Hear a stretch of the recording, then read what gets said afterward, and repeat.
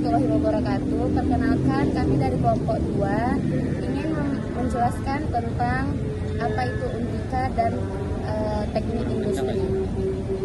Perkenalkan, saya Aulia Andini dengan NPM 25101110.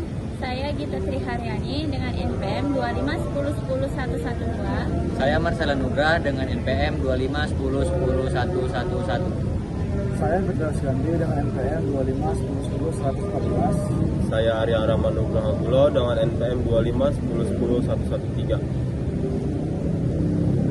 Nah, di sini kami akan menjelaskan tentang Universitas Riau Kepulauan. Universitas Riau Kepulauan adalah salah satu perguruan tinggi swasta di Kota Batam di Provinsi Kepulauan Riau, Indonesia. Nama lengkapnya itu Universitas Riau Kepulauan, disingkat dengan Unrika, beralamat di Jalan Pahlawan nomor 99, Bukit Tempayan, Batu Aji, Kota Batam, Kepulauan Riau. Sejarah singkat Unrika berkembang dari Sekolah Tinggi Ilmu Ekonomi atau STIE dan Sekolah Tinggi Teknik atau STT Batam yang mulai berdiri sejak 1994 oleh Yayasan Perguruan Tinggi Batam YPTB. Kemudian STIE Batam, STT Batam, dan Sekolah Tinggi Keguruan dan Ilmu Pendidikan STKIP Batam dilebur menjadi Universitas Riau Kepulauan pada tahun 2006 melalui SK dari Direktorat Jenderal Pendidikan Tinggi. Saat ini Unrika memiliki beberapa fakultas seperti Fakultas Ekonomi, Fakultas Teknik, Fakultas Hukum, Fakultas Keguruan dan Ilmu Pendidikan, serta Fakultas Ilmu Sosial dan Politik. Program dan kegiatan akademik. Unrika menyelenggarakan pendidikan sarjana dan pasca sarjana termasuk magister buku dan manajemen. Kampus juga aktif mengadakan program seperti kuliah kerja nyata, pengabdian masyarakat, serta berbagai seminar dan diskusi publik. Oke, selanjutnya yaitu peran dan kontribusi. Unrika berperan dalam mengembangkan sumber daya manusia berkualitas di Batam dan sekitarnya. Misalnya pada acara wisuda, pejabat daerah menekankan pentingnya kampus ini dalam mencetak lulusan unggul yang dapat menjawab tantangan pembangunan lokal, media center. Universitas juga aktif menjalin kerjasama dengan pemerintah kabupaten atau provinsi dalam mengembangkan pendidikan, penelitian, dan pengabdian masyarakat.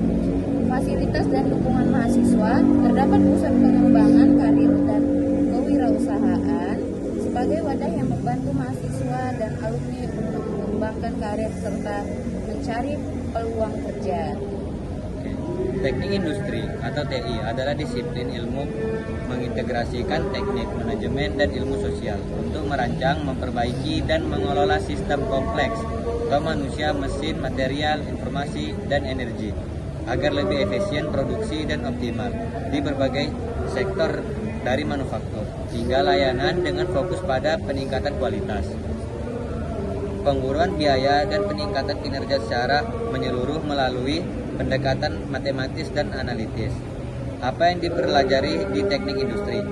Mahasiswa teknik industri belajar tentang analisis sistem dan optimasi, menggunakan matematika dan statistik untuk menganalisis masalah dan merancang solusi optimal sistem produksi dan manufaktur.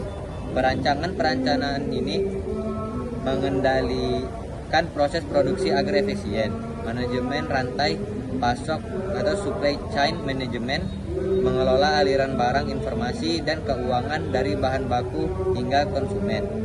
Manajemen kualitas, quality control atau assurance, memastikan produk dan layanan memenuhi standar kualitas yang ditetapkan. Ekonomi mempelajari interaksi antara manusia dan sistem kerja untuk meningkatkan kenyamanan dan keamanan. Manajemen industri menggabungkan aspek bisnis seperti keuangan, pemasaran, dan sumber daya manusia dengan prinsip teknik. Proses kerja lulusan teknik industri sangat dibutuhkan karena kemampuannya memecahkan masalah secara sistematik. Peluang karir meliputi konsultan manajemen, sistem, manajer produksi, logistik, rantai pasok, quality assurance engineer, analisis sistem, spesialis ergonomis, bisa juga menjadi wirausahawan karena pemahaman bisnisnya yang kuat. Saya akan membacakan tugas yang pertama, yaitu proses terjadinya hujan. Pengertian hujan. Menurut Badan Meteorologi, Klimatologi, dan Geofisika, hujan merupakan bentuk presipitasi atau endapan dari cairan atau zat padat. Hal itu berasal dari kondensasi yang jatuh dari awan menuju permukaan bumi. Tahapan pertama yang dilalui adalah evaporasi, yaitu proses penguapan air. Panasnya suhu bumi dari matahari akan membuat air sungai, danau, dan laut menguap menjadi butiran atau uap air. Uap air tersebut akan naik ke atmosfer, lantas menggumpal menjadi awan. Apabila suhu udara semakin panas, maka semakin banyak pula air yang akan menguap ke udara. Hal itu akan menyebabkan terjadinya hujan semakin deras. Tahapan selanjutnya adalah kondensasi. Uap air hasil proses penguapan atau evaporasi akan naik ke atmosfer, kemudian mengalami kondensasi atau pengembunan. Pada proses tersebut, uap air akan berubah menjadi partikel-partikel es yang sangat kecil. Partikel es yang terbentuk dari uap air tersebut akan mendekati satu sama lain, kemudian membentuk gumpalan putih yang biasa disebut awan. Pada tahapan itu, partikel es memiliki jari-jari sekitar 5-20 mm. Dalam ukuran tersebut, air akan jatuh dengan kecepatan 0,01 sampai 5 cm. Sementara kecepatan aliran udara yang lebih tinggi akan membuat partikel itu tidak jatuh ke bumi. Ukuran titik-titik hujan bervariasi mulai dari 0,5 mm atau lebih besar, sementara hujan gerimis berukuran kurang dari 0,5 mm. Ukuran tersebut biasanya bervariasi tergantung lokasi awan yang menurunkan hujan. Tugas kedua yaitu teknologi mempercepat perubahan. Apakah kita siap berubah? Kita bisa siap jika mau beradaptasi. Kesiapan menghadapi perubahan teknologi tidak hanya ditentukan oleh kecanggihan alat, tetapi juga oleh sikap dan kemampuan manusia. Individu yang terbuka untuk belajar hal baru, meningkatkan keterampilan dan berpikir kritis akan lebih mudah mengikuti arus perubahan. Sebaliknya, menolak perubahan justru dapat membuat kita tertinggal. Yang kedua yaitu, apakah percepatan teknologi selalu baik? Percepatan teknologi tidak selalu baik, meskipun banyak manfaatnya. Di satu sisi, teknologi mempercepat pekerjaan, meningkatkan efisiensi, dan membuka peluang baru. Namun di sisi lain, jika tidak diimbangi dengan kesiapan sumber daya manusia dan regulasi yang baik, percepatan teknologi dapat menimbulkan masalah seperti pengangguran akibat otomatisasi, kesenjangan digital, serta ketergantungan berlebihan pada teknologi. Jadi, percepatan teknologi akan berdampak positif jika dikelola dengan bijak. Yang ketiga yaitu dampaknya bagi industri. Dampak percepatan teknologi bagi industri antara lain meningkatkan efisiensi dan produktivitas karena proses produksi menjadi lebih cepat dan akurat, mendorong inovasi seperti munculnya produk dan model bisnis baru, mengubah kebutuhan tenaga kerja di mana industri lebih membutuhkan tenaga kerja yang terampil dan melek teknologi, meningkatkan persiapan karena perusahaan yang lambat beradaptasi bisa tertinggal atau bahkan gulung tikar. Secara keseluruhan, percepatan teknologi menjadi peluang besar bagi industri, tetapi juga tantangan yang menuntut adaptasi dan peningkatan kualitas SDM. Lalu tugas yang ketiga, yang pertama itu device together repair of helmet slack on motorcycle. Identifikasi masalahnya adalah banyak pengendara sepeda motor mengalami kesulitan saat harus meninggalkan helm mereka di tempat parkir umum. Helm seringkali dibiarkan tergantung di spion atau jok motor, sehingga rawan dicuri.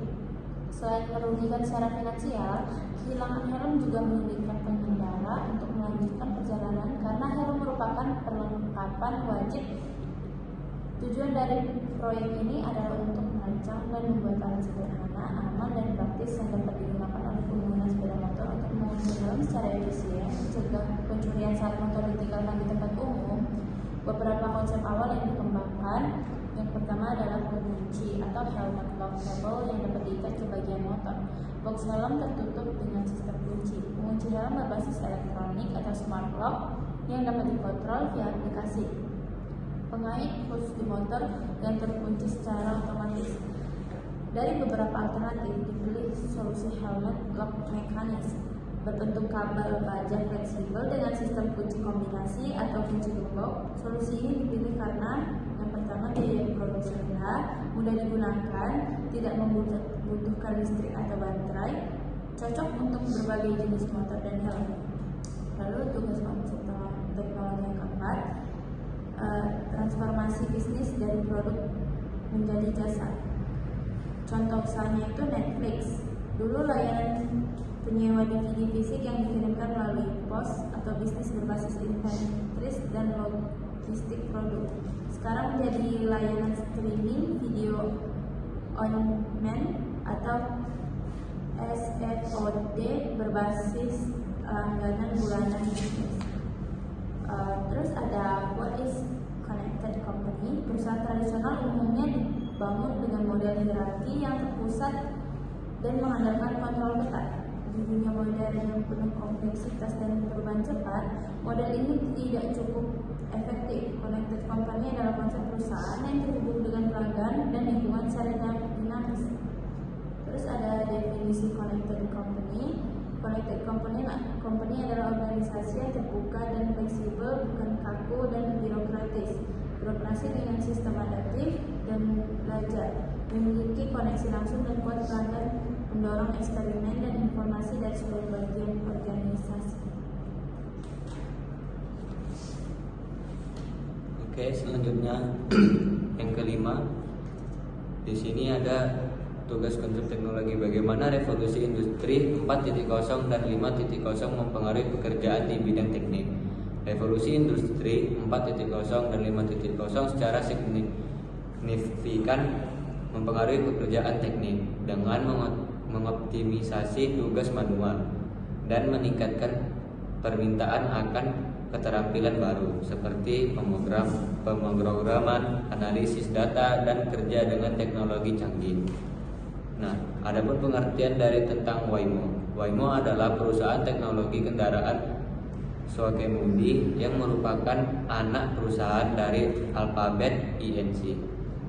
Swakemudi Google. Kini Waymo mengembangkan dan mengoperasikan layanan taksi robot otonom yang sepenuhnya publik dan tanpa pengemudi manusia di kursi depan yang bisa melalui aplikasi. Apakah manusia masih diperlukan dalam sistem produksi masa depan?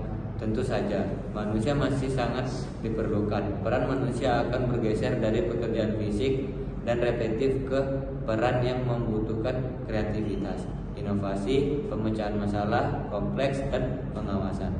Manusia akan menjadi perancang, pengelola, dan pengambil keputusan dalam sistem produksi yang dioperasikan oleh penyewa DVD fisik yang dikirimkan melalui pos atau bisnis berbasis inventories dan logistik produk.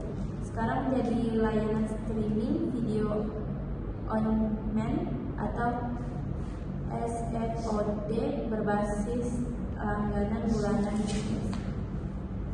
Terus ada what is connected company. Perusahaan tradisional umumnya dibangun dengan model hierarki yang terpusat dan mengandalkan kontrol ketat. Di dunia modern yang penuh kompleksitas dan perubahan cepat, model ini tidak cukup efektif. Connected company adalah konsep perusahaan yang terhubung dengan pelanggan dan lingkungan secara dinamis. Terus ada definisi connected company. Connected company adalah organisasi yang terbuka dan fleksibel, bukan kaku dan birokratis. Beroperasi dengan sistem adaptif dan belajar, memiliki koneksi langsung dan kuat pelanggan, mendorong eksperimen dan informasi dari seluruh bagian organisasi. Oke, selanjutnya yang kelima. Di sini ada tugas konsep teknologi. Bagaimana revolusi industri 4.0 dan 5.0 mempengaruhi pekerjaan di bidang teknik.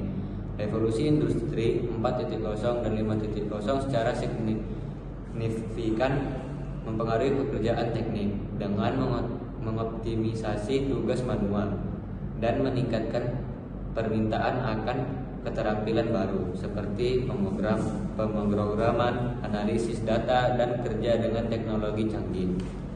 Nah, adapun pengertian dari tentang Waymo. Waymo adalah perusahaan teknologi kendaraan Swakemudi yang merupakan anak perusahaan dari Alphabet Inc.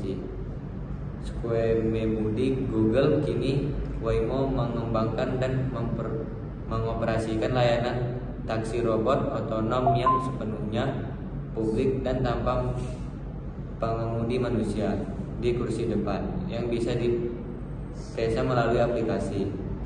Apakah manusia masih diperlukan dalam sistem produksi masa depan? Tentu saja, manusia masih sangat diperlukan. Peran manusia akan bergeser dari pekerjaan fisik dan repetitif ke peran yang membutuhkan kreativitas, inovasi, pemecahan masalah kompleks, dan pengawasan.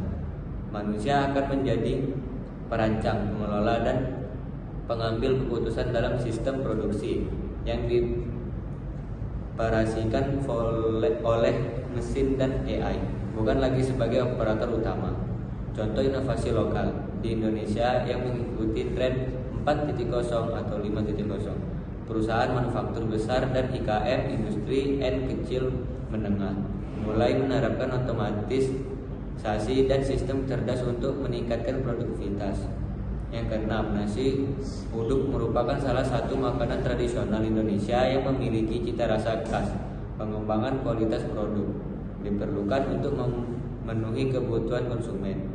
QFD digunakan untuk menerjemahkan keinginan konsumen ke dalam atribut teknis produk, Voice of Customer atau VOC, yaitu ada rasa gurih dan lezat, aroma wangi, harga terjangkau, tekstur nasi pulen, penyajian beginners. Kebutuhan teknis produknya ada pemilihan beras berkualitas baik, proporsi santan dan bumbu yang tepat, pengolahan sesuai standar kebersihan, kontrol suhu saat memasak, dan yang terakhir pengemasan yang menarik dan aman. Oke, selanjutnya konsep teknologi ketujuh. Laut merah, ruang pasar yang sudah ada, penuh persaingan, dan perusahaan saling berdarah untuk merebut pangsa pasar. Laut biru, ruang pasar baru yang belum diperebutkan, di mana persaingan menjadi tidak relevan karena perusahaan menciptakan permintaan baru. Perusahaan tidak harus terus bersaing di pasar lama, tetapi bisa menciptakan pasar baru melalui inovasi nilai.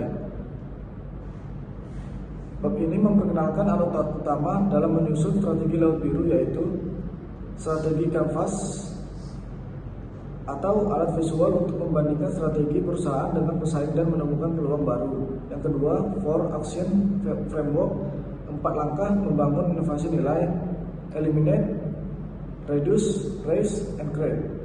Tugas ke-8, mengatasi hambatan organisasi, tipping point leadership. Bab ini menjelaskan bahwa menciptakan strategi laut biru tidak hanya soal ide, tetapi juga bagaimana menggerakkan organisasi. Untuk itu, penulis memperkenalkan tipping point leadership, yakni pendekatan kepemimpinan yang fokus pada elemen-elemen kecil yang memberi dampak besar.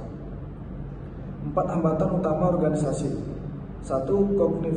Cognitive hurdle. 2. Resource hurdle. 3. Karyawan kurang bersemangat atau tidak peduli. 4. Penolakan dari pihak yang merasa dirugikan.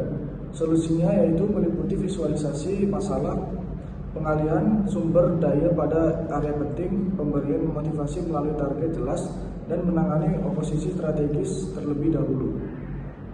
Strategi kuat akan gagal jika pelaksanaan buruk. Di bab ini dijelaskan konsep fair process atau proses adil yang berdiri dari 3 pilar. Pertama, engagement, mengajak orang terlibat dalam pengambilan keputusan. Kedua, explanation, memberikan alasan jelas atas keputusan yang diambil. Ketiga, expectation, clarity, kejelasan tentang apa yang diharapkan dan dari setiap orang. Fokus hanya pada mengalahkan kompetitor, bukan menciptakan ruang pasar baru. Terjebak pada angka dan analisis, bukan wawasan lapangan. Membingungkan mendiferensiasi dengan mahal atau biaya rendah dengan murahan, menjanjikan strategi yang rumit dan sulit dipahami. Tidak ada laut biru yang bertahan selamanya ketika kompetitor mulai terus melakukan pembaruan. Cara memperbarui laut biru yaitu pantau tren lingkungan dan perilaku, fokus pada gambar besar bukan angka, libatkan berbagai pemangku kepentingan dalam proses penciptaan nilai.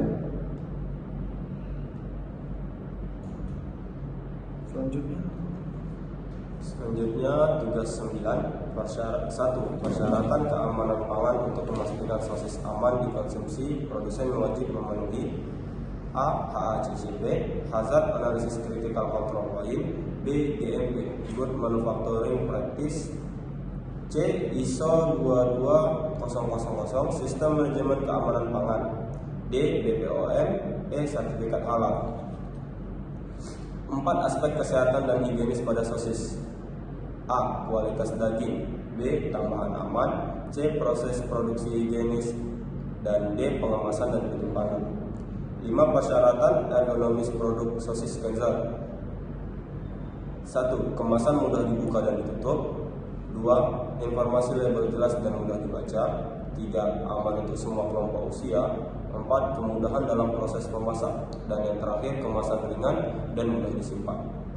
Tugas 10. 1. Cara kerja teknologi dinamit hubungannya dengan Alfred Nobel. Cara kerja dinamit. Dinamit adalah bahan peledak yang dibuat dari nitroglycerin yang diserap ke dalam bahan penyerap seperti diatomit, tanah diatom, supaya lebih stabil proses kerjanya. 2. Dampak negatif teknologi dinamit dan solusinya. Dampak negatif dari teknologi dinamit bagi lingkungan adalah merusak ekosistem dan habitat hewan. Dan dampak negatif teknologi dinamit bagi sosial dan keamanan, kecelakaan kerja dan ledakan tidak terkendali. Dan yang terakhir, bagi kesehatan, debu dan gas yang dihasilkan dapat menyebabkan gangguan pernapasan.